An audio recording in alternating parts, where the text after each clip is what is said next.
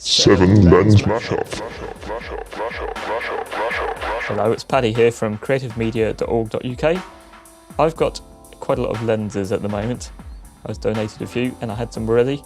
And starting with the Panasonic 1235 f2.8 lens, I thought I'd film a little still life, which I've set up here, with all those lenses and see which ones look really awful or look the same as each other, and that might help me decide which ones to keep, which ones to sell. And I thought I might as well share it with everyone else so you get some idea of what some of these lenses look like.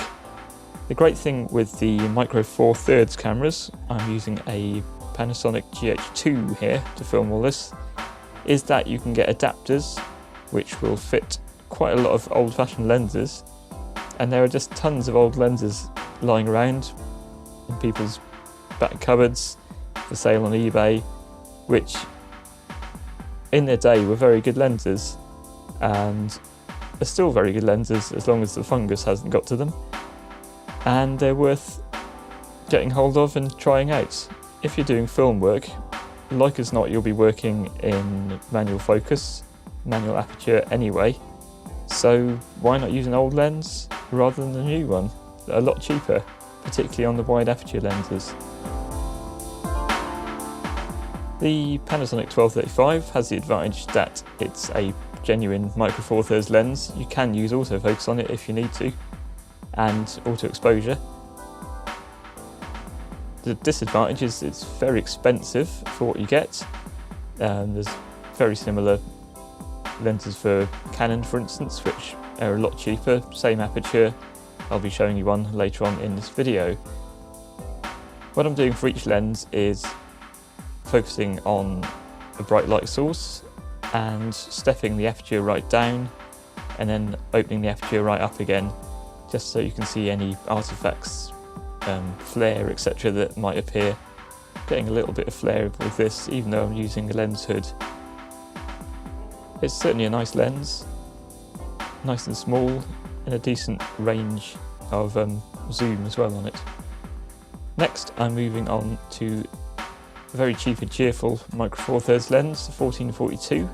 Gives you a bit more focal range than the 1235, but you can see at the cost of the smallest aperture is f3.5. When you're zoomed right in, the smallest aperture is f5.6, and in this example I'm working f5.6 most of the time because I am fully zoomed in. You can see here it's a lot harder to isolate elements in the view here. The great thing with a shallow depth of field is you can make the camera work just like our eyes do. Our eyes don't only zoom, but we can concentrate on one particular thing just because our eyes automatically focus out the things we're not interested in, and they focus in on the things like these scissors that we are interested in. So our brains are just used to doing that. And if you make a film with using focus rather than just zoom to separate out elements, you're just doing what our eyes do, and our brains are very happy to accept that as reality. You'll see in this example the difference between smallest and largest aperture isn't so much, because this lens has quite a largest aperture. Next is a very old lens, a Rollei lens, which I was given by somebody who's getting rid of an old film camera. This is an f1.8, which is certainly very desirable. You can make some very trendy shallow depths of fields with an f1.8. There's not many lenses that have a larger aperture than f1.8. There's some that are f1.2, but very rare and generally pretty expensive to get hold of. This lens is doing a nice job in isolating various bits. It looks fairly sharp. An advantage, or maybe a disadvantage, depending on your point of view, is the focus ring on this. It moves a very long way to change from closest to furthest focus, and it's very stiff as well, which means you can get some lovely slow, smooth focus pulls, But if you want to do some very quick focusing in on particular elements, that's not really going to happen. You can see the horse there has a glass directly behind it. That's almost like your classic photo where there's a telegraph pole behind somebody's head. And the advantage of the really shallow depth of field is it doesn't look like the telegraph pole or the glass is actually sticking out of the horse. It looks like it's in the background and you don't even really notice it because it's out of focus, which is the magic of shallow depths of fields. This lens has a manual control on its aperture, actually on the lens, so you can very quickly and easily change the aperture. The two previous lenses, you had to control it from the camera using the thumb dial, which made the changing of aperture a lot slower and kind of awkward, a bit clunky. This way you can just go from f22 down to f1.8 just in one very quick turn. Next lens is another Rollei or Rolleinar. I'm a bit confused by all these names, but they're the same company, I think. A 135 lens, which for the actual physical size of it is quite an amazing telephoto lens to put on a Micro FourThirds camera. Because of course you get a crop factor of 2, so that's effectively 270mm that you're using. So for something you can put in your pocket but get quite a decent close-up, that's a really useful lens. This one has some very strange characteristics. If you look at that star, it appears to be rotating when I focus in on it. I mean, it's not rotating, but I don't know if that's a fault with just my particular lens or whether all lenses of this kind are like that. It's not exactly pretty, but it might be effects that you'd like. And getting hold of old lenses is partly about getting your video to look slightly different than everyone else's, so you get a different sort of feel. This lens in particular has some fungus in, but it is around the edges of the elements, and the crop factor of the Micro FourThirds is using more of the centre of the lens, so that might not be affecting this at all. I'm certainly quite happy with the results. None of the film you're seeing in this video has been processed at all.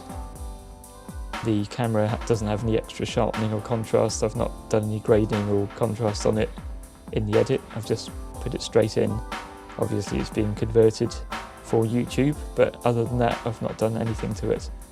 So this is giving you a quite good picture of what the lens is like.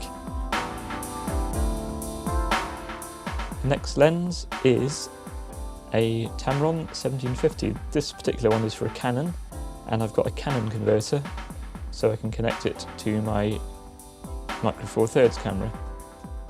This camera, you can zoom very quickly and you can focus very quickly. As you can see here, you can get the kind of trendy, suddenly zooming into focus for that sort of startling effect that some people like to do. The downside of the focus is unlike the 50mm lens from Rollei, this one has a very short range of turn on the focus ring. So to get a very accurate, exact focus or a very smooth focus is not quite so easy.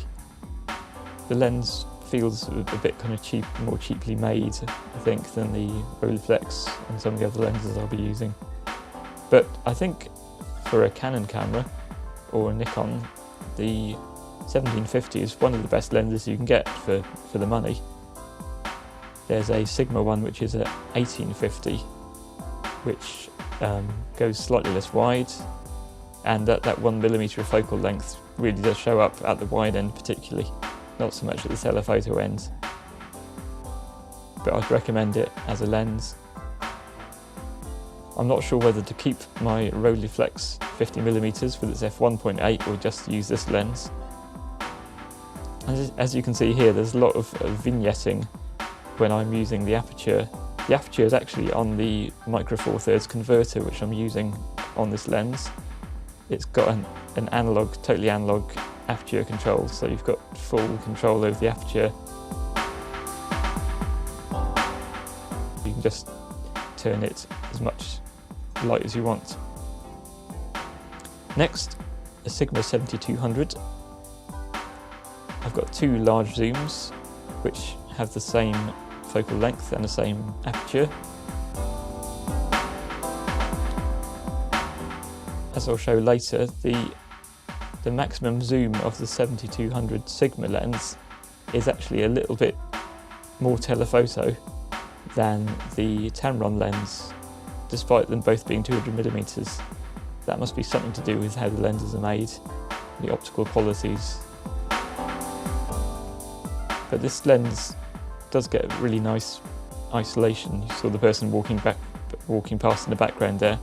A lens like this where you can blur out all the background is really useful, because if that person had been partly in focus and you could recognise them, then they might come back and say, I don't want you to be putting my face on your video, I'd like it taken down, and then you're stuck because you've done the shot, you've got home, you've edited it, and now you've got to take the video down because somebody's complaining. But that person's so out of focus, you'll not be able to know who they are. And if there's somebody messing around in the back of your picture, they'll be so blurred that it won't spoil your film. The downside of both this lens and the Tamron 7200, which I'm about to show, is that they're very big, very heavy, quite a lot to lug around, and very obvious.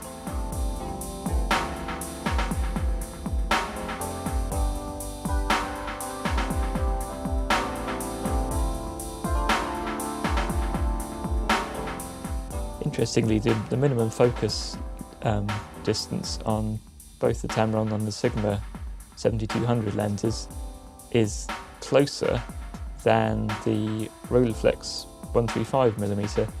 I think it's 1.8 minimum focus length on the 135, whereas it's 1.5 meters, I think, or maybe even 1.3 meters on the Sigma and the Tamron. So it actually makes them more versatile even in a small room, but they do look a bit big and intimidating, which is sometimes what you want and sometimes not what you want. Again, I've got somebody walking past in the background. You can't tell who they are, you can just tell they're a bit pink coloured, and you can get some lovely isolation of elements. You can concentrate on the glass or the horse or the flower or the paperweight and put other things in a blur in the background. The final lens I'm going to show you, and the most expensive one too, is another 7200 from Tamron this time. This lens has optical stabilisation, which is useful for video as well as for taking still photos.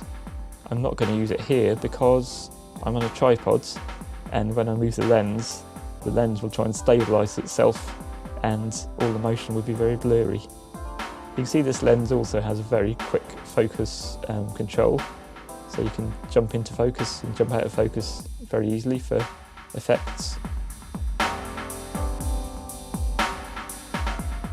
The reason I got this lens in addition to the 7200 Sigma lens is because the purple fringing, which I think is sometimes called chromatic aberration, is a lot less.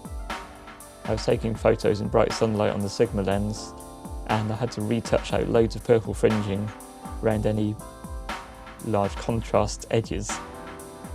Taking the same pictures with the Tamron, I just didn't have that, so that's been really useful, because when you take pictures and you've got to spend a few hours extra retouching them all to take out purple fringing, not only are the pictures less good, but also you're wasting time, and time is money when you're doing professional work.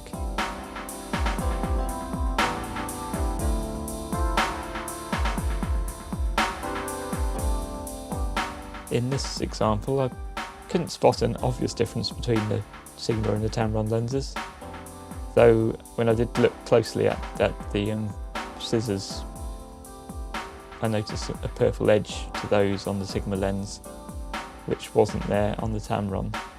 You might not notice it when you're doing some video, but it's better not to have it if you can. Though I would recommend the Sigma lens because it's particularly second hand, it's about half the price of the Tamron. So if you want a really good fast lens, fast meaning that you can use a reasonably fast shutter speed and still get enough light into it, then I'd certainly recommend Sigma. But if you can afford the Tamron or even the Canon 7200, then go for those, because you'll be getting a better quality image and less messing around trying to fix it. As an example, this is the maximum zoom of the Sigma, which you can see is slightly more telephoto. Thanks for watching, and if you ever need any media production done in the Bristol area, I may be your man.